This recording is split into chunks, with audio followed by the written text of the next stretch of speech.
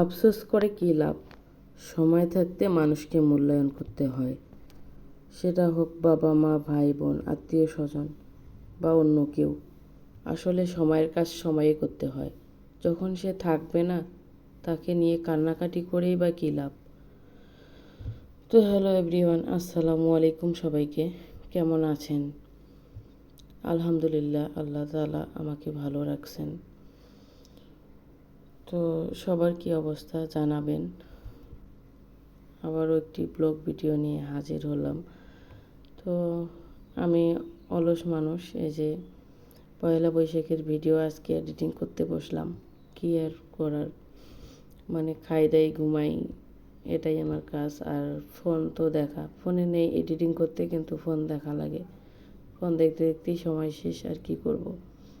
তো এখানে মিষ্টি কুমড়া ভর্তা করছে, আরও অনেক পদের ভর্তা করা হয়েছে। প্রথমে মনে হয় কালো জিরে ভর্তা, মিষ্টি কুমড়া, তারপর শুটকি ভর্তা,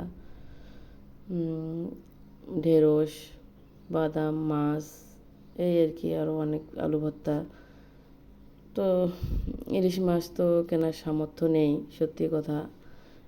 এটা লজ্জার কিছু নেই। তো এটা মনে হয় সাগরের কোনো একটা মাছ ছিল, সুরমা মাছ মনে হয়। তো পান্তা ভাত তো আমরা খাই প্রায়, মানে বৈশাখের আগে থেকে আমি খাই। আমার পছন্দের জিনিস, যখন মন চায় আমি তখন খাই। তো এই আর কি, নববর্ষ বলে কিছু নাই। তো পান্তা ভাত, অনেক ধরনের ভর্তা দিয়ে অনেক মজা করে খাওয়া হয়েছে। তো খাওয়ার পর বিকালবেলা একটু ছেলের মেয়ে, আমার মা ছিল, মা অসুস্থ তাই শহরে।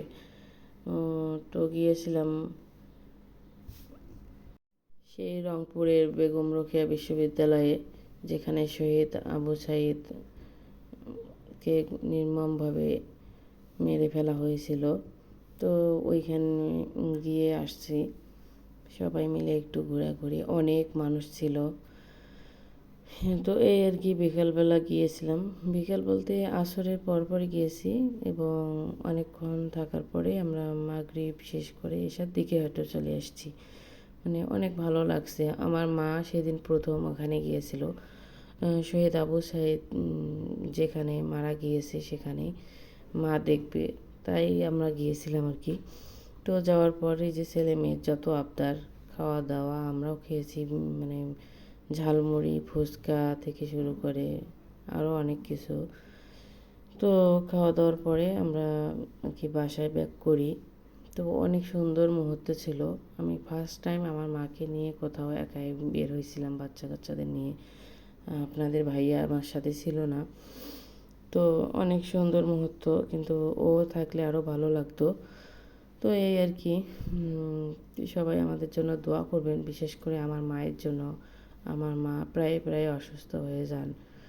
মায়ের শারীরিক মানে অবস্থা বেশি ভালো না, কখন অসুস্থ কখন সুস্থ। তো এই আর কি, সন্ধ্যায় মানে বাসা আসার পরে একটু তরমুজ কাটছিলাম, তরমুজ খাচ্ছি সবাই। তো সবাই দোয়া করবেন আমাদের জন্য, আপনাদের জন্য দোয়া ও ভালোবাসা রইল। সবাইকে আসসালামু আলাইকুম।